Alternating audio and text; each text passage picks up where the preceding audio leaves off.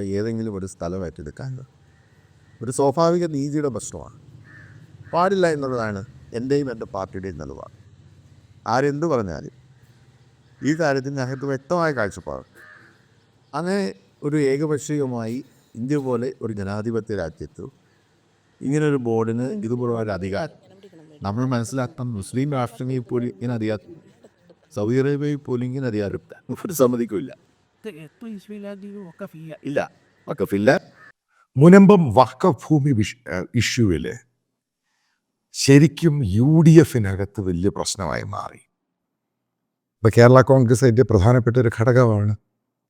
അവർ വളരെ കൃത്യമായിട്ട് പറഞ്ഞു, അതായത് ഫ്രാൻസിസ് ജോർജ്, അവർക്കൊരു MB ഉള്ളു, ജോസഫ് വിഭാഗം, അവർ പറഞ്ഞു കഴിഞ്ഞു കേന്ദ്ര സർക്കാർ കൊണ്ടുവരുന്ന വഖഫ് ബില്ലിനെ പിന്തുണയ്ക്കും പാർലമെൻറ്റിൽ. അതായത് വലിയൊരു മൂവ്മെൻ്റാണ്. അതായത് UDF-നകത്ത് ഇനി ഉണ്ടാകാൻ പോകുന്ന മറ്റു പല കോൺഗ്രസ് മെമ്പേഴ്സ്, അതായത് മെമ്പേഴ്സ് ഓഫ് പാർലമെൻറ്റ്, പാർട്ടി ലീഡേഴ്സും മറ്റുള്ള പൊളിറ്റിക്കൽ പാർട്ടി, അതായത് ലീഗ് ഒഴിച്ചുള്ളവർ, ഇത് വലിയ ഇഷ്യൂ ആയിട്ടങ്ങ് പോകും. അടുത്ത പ്രാവശ്യം UDF അധികാരത്തിൽ വരും, കുഞ്ഞാലിക്കുട്ടി ഉപമുഖ്യമന്ത്രിയാകും, ലീഗ് ആയിരിക്കും 5 പേര് അല്ലെങ്കിൽ 7 പേര്, ലീഗിന് 25-30 സീറ്റ് കിട്ടും. ഞാൻ പ്രത്യേകം പറഞ്ഞു, മുനമ്പം ഇഷ്യൂ കത്തും. അത് ഈ പറയുന്ന പോലെ സിമ്പിളൊന്നുമല്ല. കാരണം ജനാധിപത്യ ഇന്ത്യയാണ്, കേരളത്തിലും ജനാധിപത്യമുണ്ട്. ഈ പറയുന്ന പോലെ മുസ്ലിം ലീഗ് പറയുന്ന ഇസ്ലാമിക കേരളമൊന്നും അല്ല. അതിൻ്റെയാണ് ആ സൂചന കൊടുത്തത്. എന്തിനാണ് ഇത്രയും പ്രാവശ്യം VD സതീശനും രമേശ് ചെന്നിത്തലയും ഈ മുനമ്പത്ത് വന്ന് പ്രസംഗിക്കുന്നത്? ഞങ്ങളിത് അസംബ്ലി പ്രശ്നമാക്കും, അവിടെ പ്രശ്നമാക്കും, ഇവിടെ പ്രശ്നമാക്കും. ഈ മുനമ്പം ഇഷ്യൂ നേരെ ചൊവ്വേ നടന്നില്ലെങ്കിൽ, വഖഫ് ബില്ല് ഇന്ത്യൻ പാർലമെൻറ്റിൽ പാസ്സായില്ല എങ്കിൽ, ഞാൻ കൃത്യമായിട്ട് പറയാം, VD സതീശൻ വരെ തോറ്റുപോകും. കാരണം ഞാൻ അവിടുത്തെ ആൾക്കാരുമായിട്ട് ഇൻട്രാക്ട് ചെയ്ത്, കാരണം അവരുടെ ലൈഫിനെ ബാധിക്കുന്ന ഇഷ്യൂ ആയത്. ഇത് ക്രിസ്റ്റൽ ക്ലിയർ ആയിട്ട് പറയാം. ഇത് ഫ്രാൻസിസ് ജോർജ് MP മാത്രമൊന്നുമല്ല, ഏറ്റവും കൂടുതൽ അടി കിട്ടാൻ പോകുന്ന ആ വൃത്തികെട്ട IB ഈഡൻ എന്ന് പറഞ്ഞ ചെറ്റയ്ക്ക.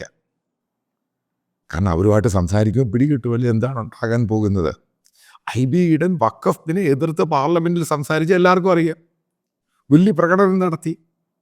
എന്നിട്ട് ഈ വഖഫിൻ്റെ പ്രതിഷേധക്കാരെ ഒന്നടങ്കം തളർത്താൻ വേണ്ടി അവിടെ കുറച്ച് IB ഈഡൻ കുറച്ച് ആൾക്കാരെ പ്ലാൻ ചെയ്തു, അതും എക്സ്പോസ് ചെയ്തു. അത് ഞാൻ മറ്റൊരു വീഡിയോയിൽ പറഞ്ഞിരുന്നു. ഇപ്പം ഇനി ഉണ്ടായി പാർലമെൻറ്റിൽ ചർച്ച ചെയ്യുമ്പോൾ ഇനി എന്താ ഉണ്ടാകാൻ പോകുന്നത് ഇഷ്യൂ.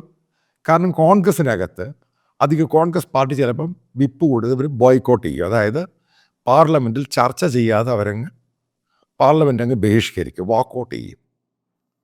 അല്ലെങ്കിൽ ഈ പറയുന്ന IB ഈഡൻ എന്ന് പറഞ്ഞവൻ, അതായത് ആ വൃത്തികെട്ട ചെറുക്കൻ, അവൻ ചിലപ്പോൾ ഒരു ടൂറിനങ്ങ് പോകും ആ സമയം നോക്കി. ഒരു കാര്യം ഞാൻ പറയാം, IB ഈഡൻ്റെ രാഷ്ട്രീയത്തിൻ്റെ അവസാനമാണ് ഈ മുനമ്പം ഇഷ്യൂ. അവിടുത്തെ ലാറ്റിൻ കാത്തലിക്സുമായിട്ട് ഈ ലാറ്റിൻ കാത്തലിക്സിലെ അച്ഛന്മാരെയൊക്കെ ഈ IB ഈഡനൊക്കെ സൂചിപ്പിച്ചങ്ങ് നിർത്തിയിട്ടുണ്ട് ചില കോൺഗ്രസ് നേതാവ്. അതൊന്നുമല്ല അവിടെ റിയാലിറ്റി. അവിടെ ശരിക്കും IB ഈഡൻ എന്ന് പറഞ്ഞവനെതിരെ ശരിക്കും രോക്ഷമുണ്ട്. കാരണം ഏറ്റവും കൂടുതൽ ഭൂരിപക്ഷത്തിന് ഒന്നടങ്കം ജോർജ് ഈഡൻ്റെ മകൻ, ചെറുപ്പക്കാരൻ, ഈ മുനമ്പം ഈ ലാറ്റിൻ തീരദേശ ബെൽറ്റിലുള്ളവരും അവിടെയുള്ള എറണാകുളത്തുള്ള ലാറ്റിൻ കാത്തലിക്സും എൻ ബ്ലോക്കായിട്ട് വോട്ട് ചെയ്തിട്ടാണ് ഇവൻ ജയിച്ചേക്കുന്നത്. അവിടെയാണ് അവൻ്റെ രാഷ്ട്രീയം ഇതോടെ തീരാൻ പോയത്. ഞാൻ കൃത്യമായിട്ട് പറയാം, അടുത്ത പാർലമെൻറ്റ് ഇലക്ഷനിൽ മത്സരിച്ചാൽ തോറ്റുപോകും.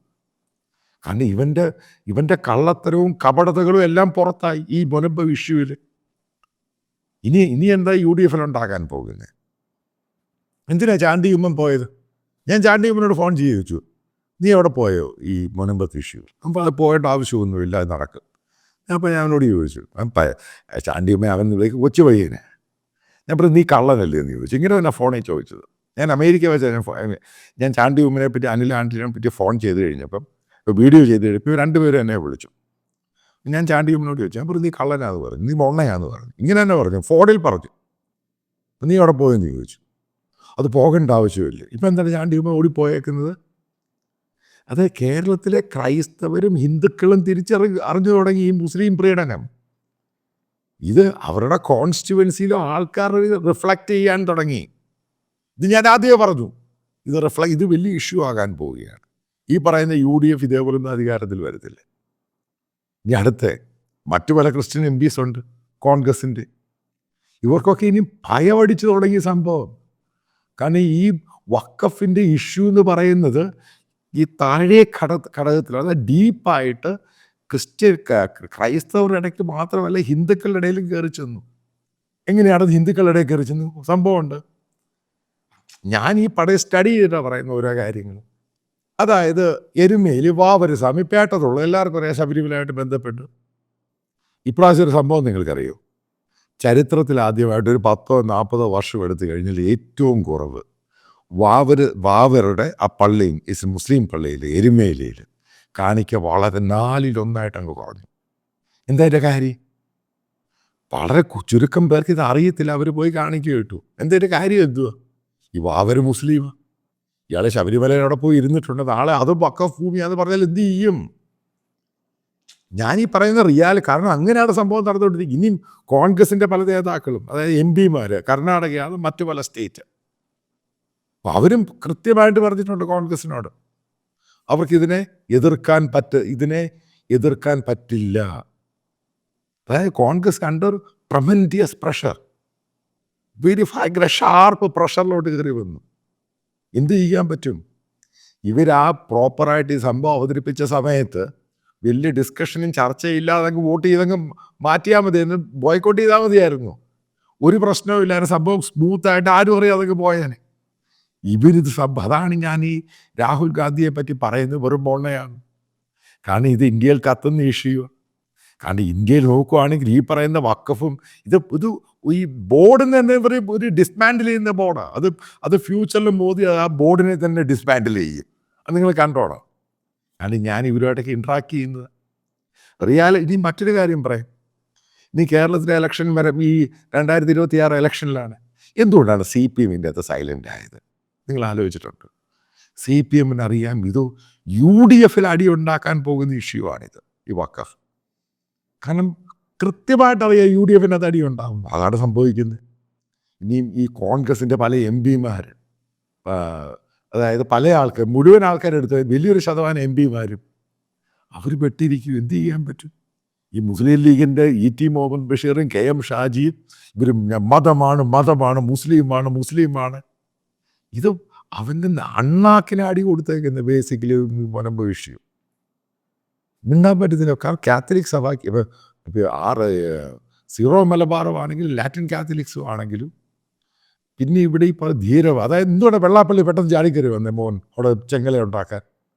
അയാളുടെ ഒരു അഡ്രസ്സ് തീർന്നു പോകും ഈ ഇഷ്യൂ. കാരണം ഇതിനകത്ത് ഈ ഇഷ്യൂ സോർട്ട് ഔട്ട് ചെയ്യാൻ ഒറ്റ സംഭവമുള്ളൂ, ഈ ബില്ല് അവിടെ പാസ്സാകണം. അല്ല കേരള ഗവൺമെൻറ് ഇത് കാണിച്ച് ഫർദർ നീട്ടിക്കൊണ്ടു പോവുക. ഈ കമ്മീഷനൊക്കെ ചുമ്മാതാ. ഇപ്പോൾ കമ്മീഷൻ്റെ ഫൈൻഡിങ്സ് അത് സമയമെടുക്കുന്നു. വീണ്ടും അത് ഗവൺമെൻറ് ഈ ഫൈൻഡിങ്സിൻ്റെ മേളിൽ കയറി അങ്ങിരിക്കും. എന്ത് ചെയ്യാൻ പറ്റും? അതിന് ഒറ്റ വഴി ഈ കേരളത്തിലെ ഈ കമ്മീഷൻ എന്ന് പറഞ്ഞാൽ കണ്ണി പൊടി ഇടുക, ഷാഡോ മാത്രമേ ഉള്ളൂ. ഇതിനകത്ത് ഒന്നും ചെയ്യാൻ പറ്റത്തില്ല. കേന്ദ്ര ഗവൺമെൻറ് ഈ ബില്ല് പാസ്സാക്കി എടുത്തിട്ട് അതിനനുയോജ്യം ഈ സാധനം തന്നെ ഇല്ലാതാക്കണം. എന്നാൽ മാത്രമേ ഈ വഖഫിൻ്റെ ഇഷ്യൂ മാറുകയുള്ളൂ. എന്താണ് തമിഴ്നാട്ടിലെ DMK ഭരിക്കുന്ന സർക്കാർ, അവരൊന്നും ഇതിനെപ്പറ്റി മിണ്ടാതെ അവനും അടി കിട്ടുമെന്നറിയാം.